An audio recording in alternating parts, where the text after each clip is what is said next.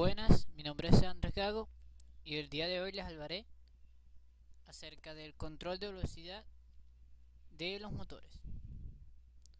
Control de velocidad de los motores de inducción. Existen solo dos técnicas para controlar la velocidad de un motor de inducción, una de las cuales consiste en variar la velocidad sincrónica, la cual es la velocidad de los campos magnéticos del motor, del rotor y del estator. Y la otra es variar el deslizamiento del motor para una carga dada.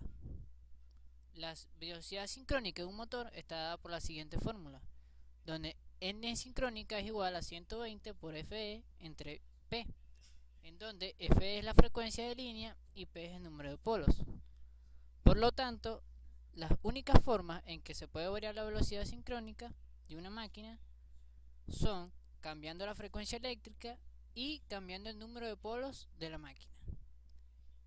Y para el control de deslizamiento, este puede ser llevado a cabo bien sea variando la resistencia del rotor o variando el voltaje en los terminales del motor.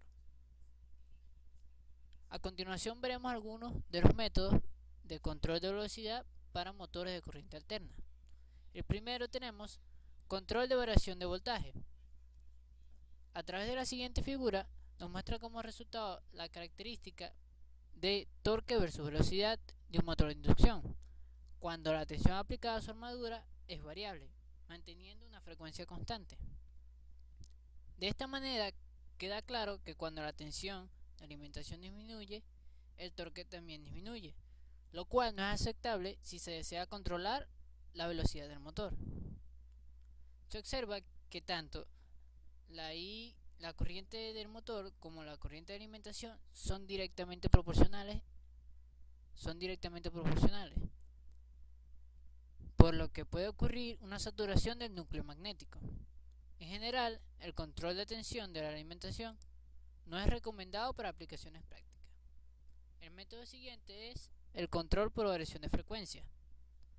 En la siguiente figura nos muestra la relación entre torque versus velocidad, pero para varias frecuencias de alimentación y una tensión constante. En el aumento de la frecuencia de alimentación, asumiendo que la tensión es constante, hace que la corriente de magnetización disminuya en proporción inversa, haciendo disminuir el torque generado. Por otro lado, una disminución de la frecuencia no hace aumentar mucho el torque, luego que la corriente del motor aumenta demasiado y entra en la región de saturación. Por último, tenemos el control de variación de la resistencia del rotor. En la siguiente figura, al igual que las demás, nos muestra la relación de torque versus velocidad para varias resistencias de un motor. Se observa en esta figura que el valor máximo del torque se mantiene entre el rango de R2N, R2 y R2C. En realidad, R2 podría ser menor que R2N. Sin embargo, en este caso, puede ocurrir sobrecorriente excesiva para el arranque de la máquina, por lo cual se tiene que destacar que este método se puede utilizar para aplicaciones prácticas. El problema es que se tiene que tener acceso al rotor y poder variar las resistencias. Para eso es necesario que sea del mismo tipo que el bobinado y existan anillos deslizantes, lo cual lo hace de mayor tamaño, costoso y de mantenimiento excesivo. De los tres métodos vistos, solamente el último es viable cuando se desea trabajar con el torque al máximo, en todo el rango de variación de velocidad.